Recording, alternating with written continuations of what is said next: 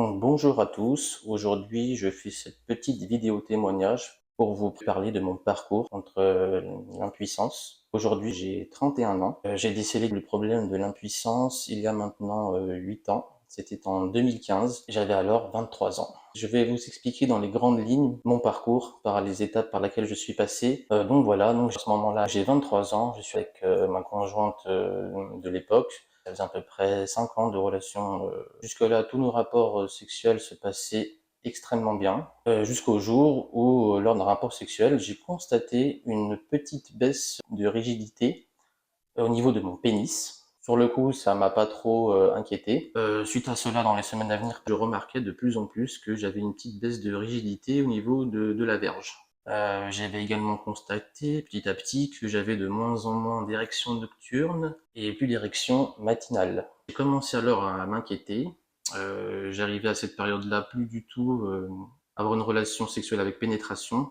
C'était devenu quasiment impossible. Donc je m'étais dit c'est à cause de la fatigue, à cause du stress. Je me donnais tout plein d'excuses pour me dire que c'était pas moi le fautif, mais que c'était tout simplement à cause des événements passés et que ça allait être passager. Sauf que cette période a duré des mois et des mois, et je voyais qu'il n'y avait toujours pas d'amélioration. Ça venait pas de ma conjointe parce que j'avais toujours envie d'elle, je la trouvais toujours très désirable. Donc j'ai su que le problème venait de moi. Je ne savais pas si c'était un problème mécanique ou psychologique. Je m'étais plutôt dit que c'était peut-être psychologique parce que à 23 ans, d'avoir des dysfonctionnements érectiles, ça me paraissait impossible. J'ai pris mon courage à deux mains et en fait, donc j'étais voir mon médecin généraliste. Je lui expliquais que depuis bientôt une année, j'avais des problèmes avec ma partenaire pour les relations sexuelles. Il m'a posé tout plein de questions sur ma santé mentale, psychologique. Il m'a parlé de ma libido. Il m'a en quelque sorte rionné et que à mon âge, c'est impossible d'avoir des problèmes mécaniques parce que je suis jeune, je suis en bonne santé. Donc je l'ai cru. Il m'a également fait une petite remarque en me disant s'il y a une Miss France toute nue devant vous, vous allez voir si vous n'allez pas avoir une érection comme à vos 18 ans. C'était une manière un petit peu de détourner la chose à la rigolade, mais bon, moi au fond, je savais que c'était peut-être un petit peu plus profond que ça. Il m'a aussitôt prescrit du Cialis.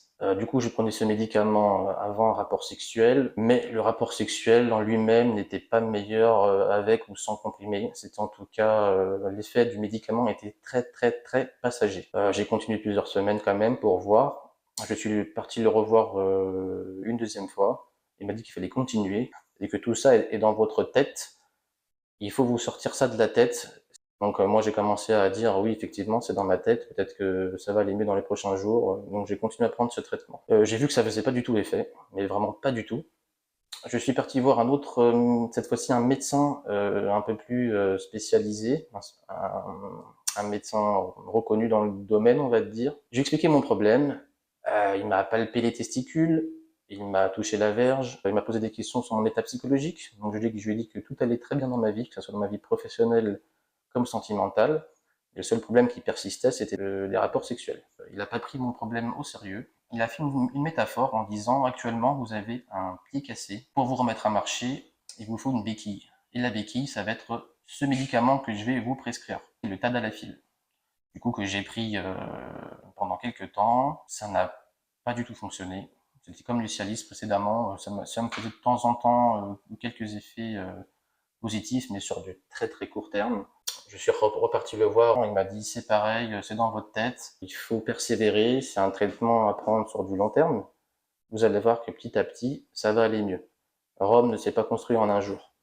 Voilà les phrases que ce médecin m'a dit. En fait, le médecin traitant que j'ai vu et le médecin que j'ai vu également n'ont pas du tout pris mon problème au sérieux. Ils m'ont posé quelques questions brèves et ils m'ont tout de suite expédié en me prescrivant des médicaments contre les problèmes d'érection. Il n'y avait pas d'effet, donc je suis parti revoir du coup mon deuxième médecin traitant, qui était quand même beaucoup plus à l'écoute. Il m'a dit qu'il fallait continuer les traitements pour voir s'il y avait quand même des améliorations. Il m'avait ensuite envoyé voir un andrologue.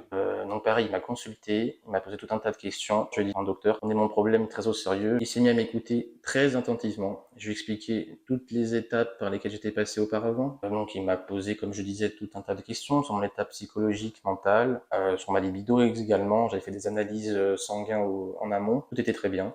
Donc en fait, il m'a injecté de l'Edex. On va dire c'est un produit assez puissant. On injecte à l'aide d'une seringue au niveau du pénis, sur le côté de la verge, quasiment de manière instantanée, on peut obtenir une érection. Donc c'est ce qui m'avait injecté. Je suis parti en salle d'attente. J'ai attendu, on va dire 10-15 minutes que le produit fasse effet. Et là, pareil, pas du tout. Pas du tout. Aucun effet.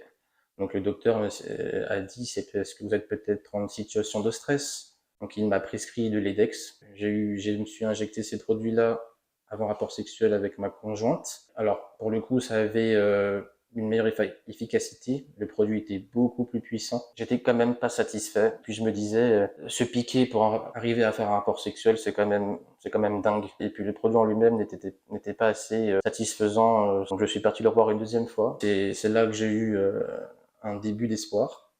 Il a utilisé un mot très important. Il a dit, monsieur, je suspecte une fuite veineuse. Quand j'ai entendu ça, pour le coup, j'étais très content parce qu'on avait peut-être enfin trouvé mon problème, qui n'était pas psychologique, mais mécanique. Donc suite à cela, il m'a dit, on allait étudier mon dossier, il m'a dit en attendant d'essayer à la maison de faire des doubles injections au niveau du pénis, une à gauche, une à droite. Donc du coup, j'ai fait ces doubles injections.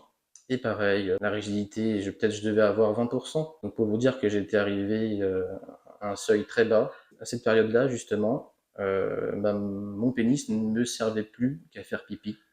Je n'avais plus d'érection nocturne, plus d'érection matinale. Ça devenait très compliqué pour moi. Même avec les médicaments, les doubles injections, j'arrivais pas à un résultat satisfaisant. Quand ce docteur suspectait une fuite veineuse, je me suis dit enfin, j'ai une lueur d'espoir. Il m'a ensuite envoyé dans un centre spécialisé, le CETI à Paris. J'ai eu un échodoppler pénien pour voir où le flux sanguin se dispersait au niveau du bassin. On m'a ensuite envoyé faire un cavernoscanner.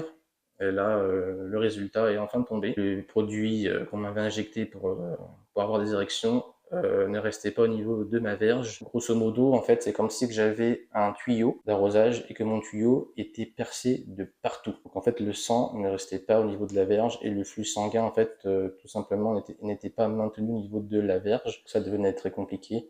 Et quand enfin on m'a dit que j'avais un problème mécanique, j'étais très content d'apprendre cela. Parce que je me suis dit, on va peut-être enfin trouver une solution. Aussitôt, on m'a renvoyé vers le professeur Eric Adler. Je pourrais dire aujourd'hui que cet homme m'a presque sauvé la vie. Alors où je vous parle d'ailleurs, j'ai beaucoup d'émotions.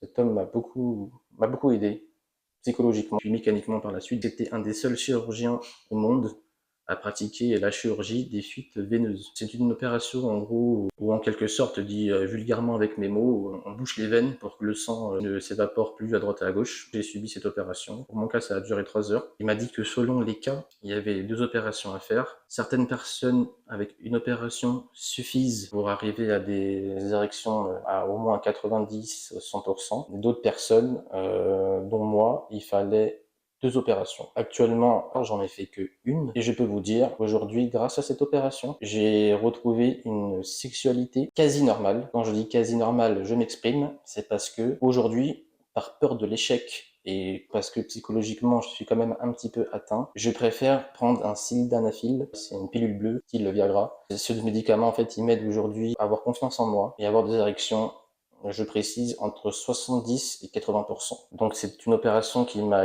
fait le plus grand bien. Comme je disais, j'en ai fait que une sur 2. Je le rappelle, j'étais plus bactère.